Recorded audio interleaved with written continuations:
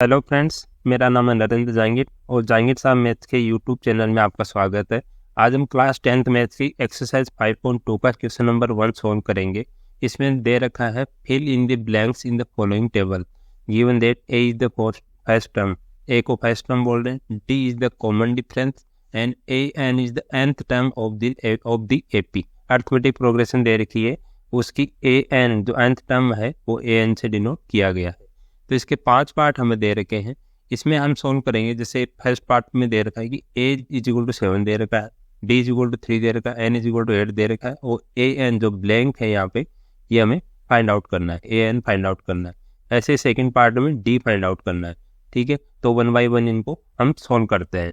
तो पहला पार्ट मैंने यहाँ लिख लिया है। तो ये जो भी एक्सरसाइज है 5.2 ये इसी फॉर्मूले पे बेस है पूरी। जैसे इसी फॉर्मूले को आप याद रखेंगे, इसमें दे रखा है कि द nth टर्म, हमें nth टर्म अगर फाइंड आउट करनी है जिसको ए एन बोल रहे हैं हम, ठीक है, ए एन बोल रहे हैं ऑफ दी एपी, कोई अर्थमेटिक प्रोग्रेशन दे रखी है, उसका ए एन कैसे फाइंड आउट करना है।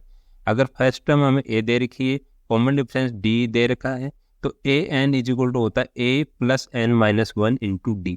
ठीक है, ये आप फॉर्मूला याद रखेंगे। इस फॉर्मूले से हमारी पूरी की पूरी एक्सरसाइज बन जाएगी। तो इसका फर्स्ट पार्ट हम सॉल्व करेंगे। इसमें ऑलरेडी दे रखा था, जैसे मैंने बताया था कि ए इज इक्वल टू 7 दे रखा है, डी 3 दे रखा है, एन 8 दे रखा है। ठीक है, 3 वैल्यूज हमारे पास है और हमें क्या फाइंड आउट करना है, ए एन फाइंड आउट करना है।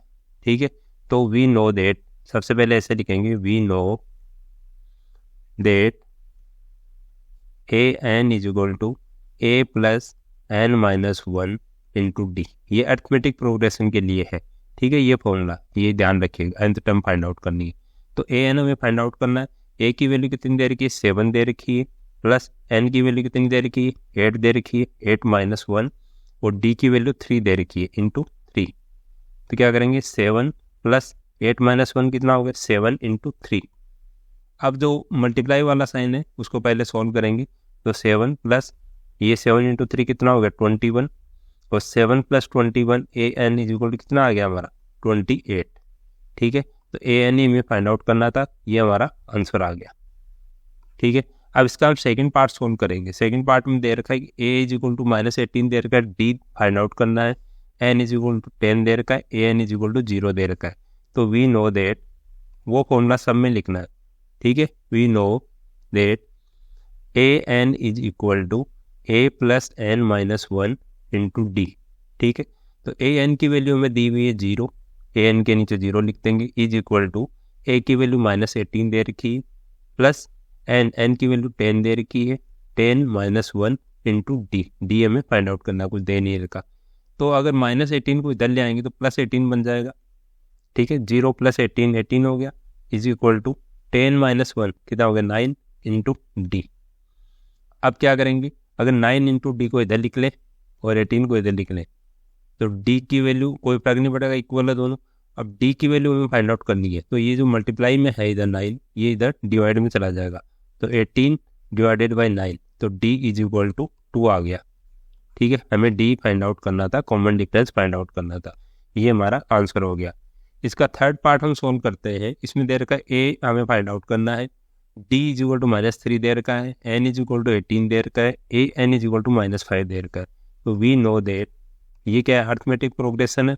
तो we know a N is equal to A plus N minus 1 into D. ठीक है, ए एन की वैल्यू दे रखी है -5 लिख देंगे, इज इक्वल टू ए की वैल्यू हमें फाइंड आउट करनी है, प्लस एन की वैल्यू 18 दे रखी है, -1, और डी की वैल्यू -3 दे रखी है। तो इसको ब्रैकेट में लिखेंगे, ठीक है, ताकि ये मिक्स में ना आए। तो -5 is equal to A plus, bracket को ओपन करेंगे, 17 हो गया। ठीक है, 18 माइनस 1 17, और ये है -3, तो इसको -3 लिखते हैं एक बार। अब -5 is equal to A plus, इसको सॉल्व करेंगे तो कितना आएगा, प्लस 17 इंटू 3 51 होता है, और माइनस का साइन भी है साथ में, तो -51 बनेगा। ठीक है, अब इसको और ज़्यादा सॉल्व करते हैं, ए प्लस इंटू माइनस कितना हो गया, माइनस बन गया, -51। अब -51 को इधर ले जाएंगे तो -5, और ये प्लस का बन जाएगा, +51 इज इक्वल टू ए। अब ए की वैल्यू अगर ए को इधर लिख देंगे, और ये -5 प्लस 51 की टर्म ज़्यादा बड़ी है, और 51 -5 कितना हो जाएगा, 46। ठीक है। तो ए की वैल्यू हमारे पास आ गई 46, ये हमारा फाइनल आंसर आ गया। ठीक है, इसका फोर्थ पार्ट हम सॉल्व करेंगे तो ए इज इक्वल टू -18.9 दे रखा है, डी दे रखा है, एन फाइंड आउट करना है और ए एन की वैल्यू दे रखी है।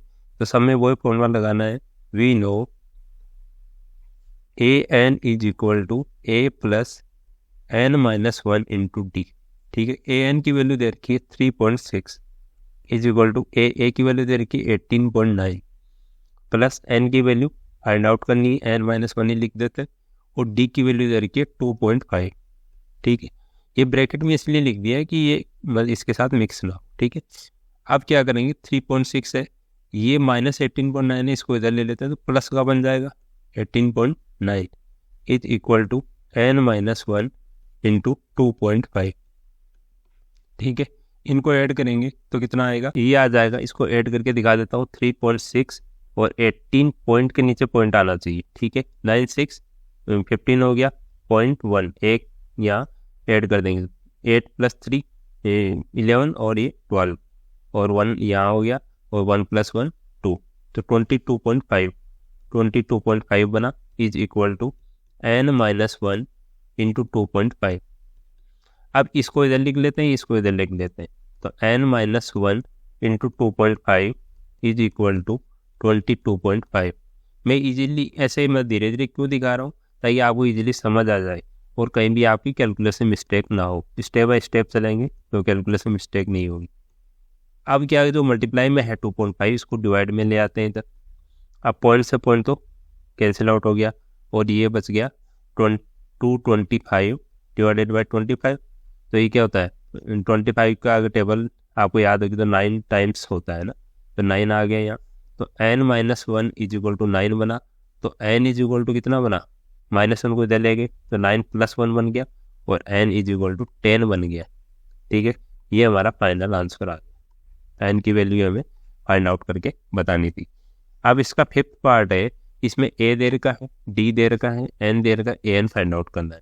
So an is equal to we know that a plus n minus 1 d, an find out करना है तो an के नीचे तो an लिख देंगे।